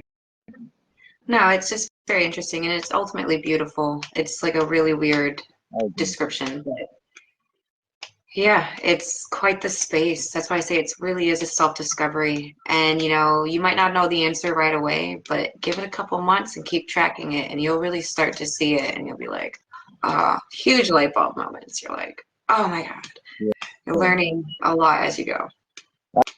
I've had a lot of those dreams that have brought me back to crazy childhood times to where I almost forgot about them, but then the dream reignites it. And it's like I haven't thought about that or remembered that in years, and I'm like, damn, that really happened. And I'll like talk to my sister and my brother about it and be like, damn, like that's not just. 'Cause sometimes it gets tough when you're going way back to when you were a little kid. It's like, was that a dream? Did that really happen? And it's like, yeah, you go check there's an old hole in the wall, or like, there's like, that this stuff really went down sometimes. And it's like, for me, a lot of times my dreams bring me back to those places. It's never a bad thing. It's just like, damn, like that's real, you know. I'm glad. 'Cause sometimes I'm like, I almost blocked that out completely. Like, that's a big part of me. Like, I did go through that, and I don't regret remembering it. But you know, it's just it sucks. It's tough sometimes. Yeah. Really tough. That's why I say the conscious aspect of ourselves is like this big, and your subconscious and everything else is huge. And we're literally just like can only focus on what we shine the flashlight on, Hmm. which is a very small stream of light compared to everything else in the space. For sure. It's just like it's tough because over time we create a new world for ourselves. We're not that world doesn't even exist anymore for me. But it's like when it reignites, all of a sudden, I feel like it could be scary. There could be a domino effect there. Like me personally, I'm okay, but like I've seen it with people, and like that stuff will tear them down, and then they start to dwell on it, and it's like it's a fragile fragile thing. Yeah, there's a lot going on. It's a very large computer. Everything's stored and Yeah. saved. You can't really delete stuff. Uh, Mm-mm. It's in there somewhere. yep. How Helen said getting validation that things happened is good, I would think. It is. That's why I say I actually like I don't dislike it at all. I'm always grateful and it's always cool and interesting and it's not always about negative things that happen and even when it is, I'm not like I have no regrets. It's cool. I'm glad I see the light and I remember, like I said, yeah, that's a part of me. Like and it's okay. You know, I can cope with it now. But damn, tough, and I feel for some people that can't, you know. And there's people that have been through much worse things than me, and it's like I'm scared for them to discover those things, you know. Yeah, it can be a lot, but I've realized we kind of have to emotionally process our experiences, and if we don't, it will keep kind of coming up or lingering and coming out in different various ways. Right. Like a cup of water, or something with holes with water, right? And it's leaking or overflowing, and it's going to come out eventually. Like it's not one of those.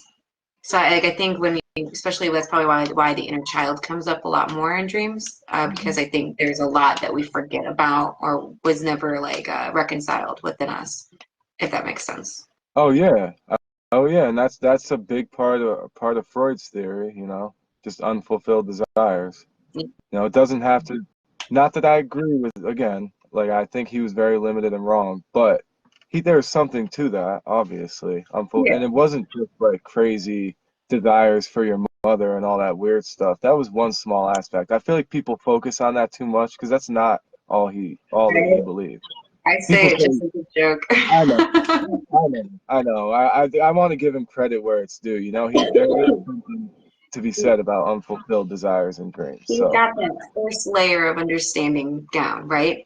And from yeah. there, Carl Jung was like what 20 years younger than him, and he Yeah. was the one who went after him. So like we needed Freud first, so then we could get Carl Jung on this next deeper layer of the mass collective stuff. So there's a lot going on. So like, and they're both important. They are. I mean, they are in the sense that Freud kind of opened up the door for modern studies. But then, like, you know, Carl Jung took it. He made it so broad that it was all encompassing, and he just left all the doors wide open. You know, from Hinduism to shamanism He's, to he saw the connection all over the world history. He was like, oh, there's a lot going on here. He was extremely mystic. and now I think we've reached a point where we have these EEG meters and all of these the potential for controlled scientific studies that have revealed things that we never knew before, like the two-way communication and all that. Like that's the next frontier, you know? Build that on top of the foundations that we have so far, and like possibilities are endless. It's really interesting. There's a lot of good things to look forward to. Um, you know, Yeah, and I knew yeah. with like so Carl Jung, he has his red books and his black books. I have not read them because they're expensive, and I refuse to listen to them on audio because I want to scribble all over the books and write notes. Yeah, And, yeah. I and get it. he did not. So I didn't realize this at first that when they published, they he waited a long time to have those published, way after his death. And I think what he asked his family or what left with instructions with those books is not to publish them until the world was ready for it. Really? Yeah, I thought that was really cool. I was like, oh, yeah, because we wouldn't have known what to do with the information. It would have been just too far out there. Um, Well, my he question is shares a lot of his own metaphysical experiences and stuff. It was like his journals, right? So it gets really in depth. And the few lectures I've heard on some of the portions of these books, which you can go on YouTube and listen to people talk about it all day long. yeah, Um, yeah. I kind of have, I just but wanted to get my own fresh perspective. I didn't want to just hear people talking about it. I wanted to get my own lens on there first before I dove into people's opinions necessarily. yeah, I agree with that. I see that. That's probably the best approach. The future looks bright. It really does, I think. I think so. Uh, right? There was, also Carl Jung, that's what I wanted to say. And I mean, I'm not going to go through it all here. But like there's so many great Carl Jung quotes about circles. Like the circular theory was something that he was fascinated with too. And like He's got so many good quotes. I'm gonna start sharing them actually. You'll be seeing them. I'll make like little memes or something. I've been seeing circles everywhere since we discussed that workshop and like the idea of it. And so it's been like 2 months, 3 months. And I left, I was like, the circle was already important, but now I'm seeing it. And it was interesting because at the end of my meditation, I saw the Fibonacci sequence. Yeah. And I was like, oh, I love the Fibonacci sequence, but it was so random seeing it come up in that moment too. So I was like, oh. So I know for me, I'll still be evolving some of my experience with it and like what it actually Of means more in depthly. course.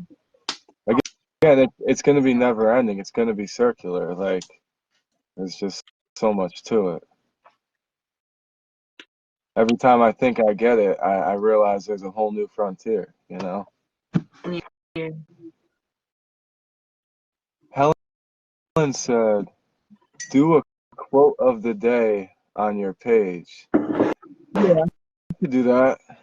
I could do that. I could come up with a quote every day from some famous thinker throughout history.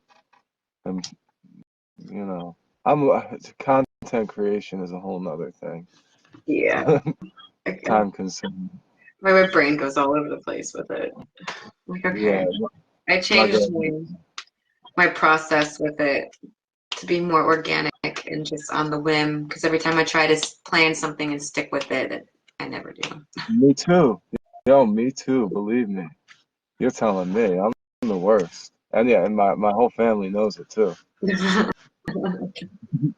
Ask my sister. She'll tell me. I'm the Consistently worst. inconsistent. Exactly. Yep. Yep.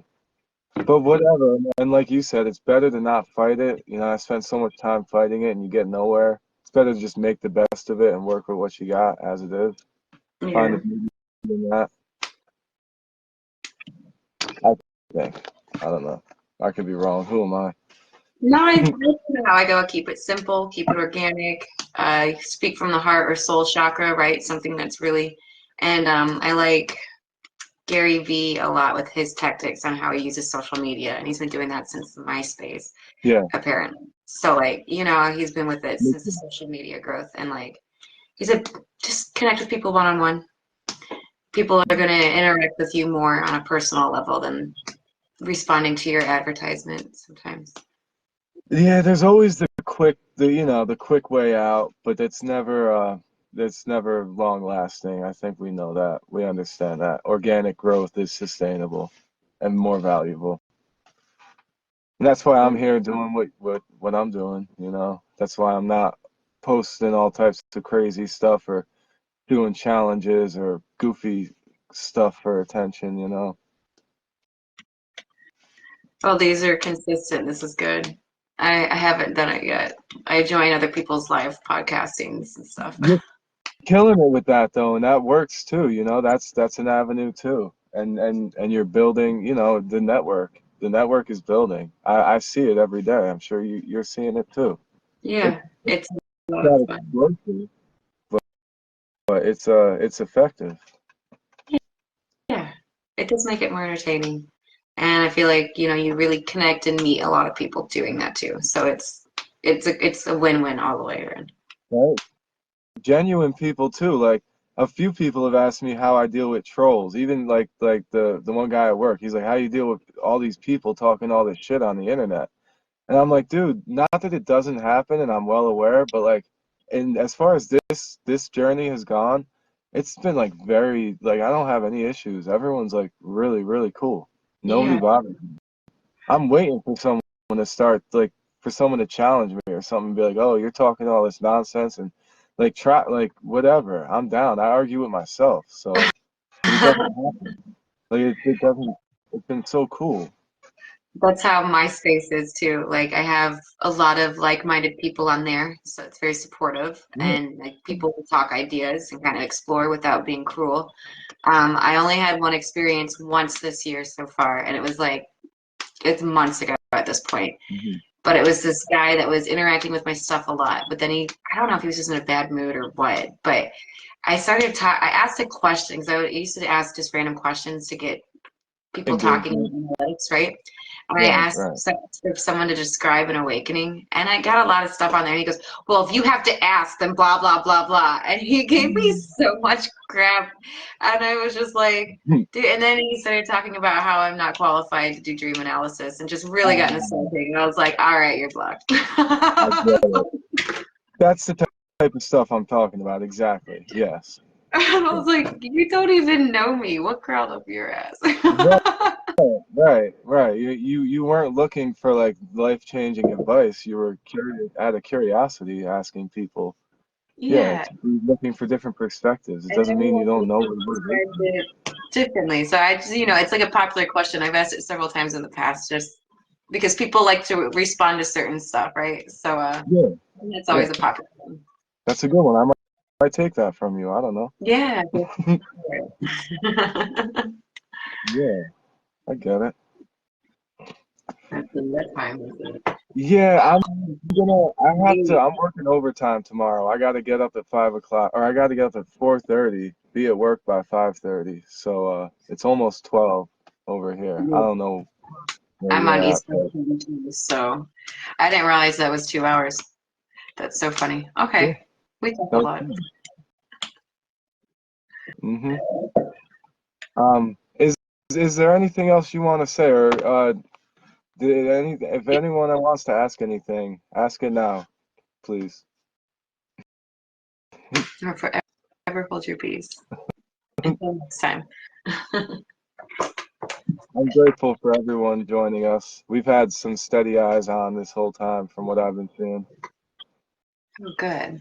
I think it's a really interesting topic, and we all experience dreams, right? So it should be something we're all curious about, and I Mhm. like to see it be a popular conversation. Me too. People want to, people want to talk about a lot of like people in my personal life. They, they want to talk about how I obsess over these topics, whatever it might be. Even since I was a teenager, my friends used to be like, "Oh, he's all philosophical on us," like stop with all that. And it's like, you people are sitting around for hours discussing football statistics, you know? Like you guys are watching you guys are watching other people play video games. Like, what are you talking about? Like, I see these people scrolling through Instagram for hours mindlessly. Honestly, the only time I really scroll through Facebook is like it's usually strategically. I very rarely am just like brainlessly looking for entertainment. I'm always looking for like what can I effectively engage with and try to build on this thing I'm working on here. Like it's not about mindless entertainment and like cat videos like some of these other people. So like they could talk all they want about how I'm obsessed with it, but I feel like there's purpose to it, you know? No, that's good. I say I don't even really watch TV Me anymore. neither. Me Uh, neither. Not that I and my kids have the TV. I do my thing. Me too. I was like, I think it's nice to be creative, to be curious, to explore, to want to understand and know more. There's so much to it. I think if you're sitting idle all the time and like watching TV and not really using your brain, it's not good. Like some of these Netflix series are amazing, I'm sure, but I don't have the time. I don't have time for that. Like Yeah, I'll I'm binge like once a year yeah, or something, right? And yeah. it's like usually a good treat, and that's about it. Right, and like I said, they're great and it's fascinating, and yeah, like get your fix, but then like move on. These people are always looking for the next thing to binge, and they're just binging day in and day out, working I towards nothing. How about this? When I binge watch something, it's because I want to be distracted and I just Right, need something to be chill and relaxing and not right, using my brain. and that's valuable and necessary, as long Yeah, as it's not the only thing, the main thing that you're doing, yeah. No, I Most agree. people, most people that I'm referring to, they don't have side projects or side hustles or a passion, a creative passion, or I'm not hating, I'm just saying like, and they should, and I'm sure they could. Everyone's talented and amazing. I'm just saying like these people I know personally, they're not doing nothing. So like the fact that I'm up here doing this, I'm telling you, these people at work, they know every statistic for every player and every team. And I'm just like you people, and you wonder how I know the stuff that I know. Like, they're speaking a language that I don't speak. Like, Yeah, we're all putting our energy into something, you know. It's just what's the intention with it? Are we doing it to be entertained? Are you really curious about it, or I don't know, everyone's different. I'll admit I'm guilty. Once in a while, I'll stop on like a UFC, like a fight video. That's my guilty pleasure. I'll watch like, two of my favorite fighters, especially if it's an old school fight back when I used to really watch them. But I never let myself get sucked in. After like 5 minutes, I'll boot myself out. I'll snap out of it just because I try to be conscious of it now. But yeah, and like you said, there is a time to wind down and for entertainment. And for me, I experience that through my music, or maybe I'll watch a movie with my kids. That's like the only time I will watch a movie if it's something they want to watch. Gotta be You know. Disney. Yeah, I watch a lot of. I watch way more kids shows than I do Yep. for my picking. Yep. Exactly. And there's a lot of stuff I would be interested in. Yeah. All right, Chelsey. Thank you so much for your time. I really appreciate you. Yeah, I enjoy it, even though it's super late. But I do enjoy this. Sorry. The conversation keeps me awake. At least it gets the brain going. Good. Good. All right, enjoy your weekend, everybody. I'll see you guys later. Yes, I will be in touch with you. Good night, everyone. I'm going to sign out because I got to get up early. So thank you, Chelsey. All right, yes, thank you. All right, bye. Bye.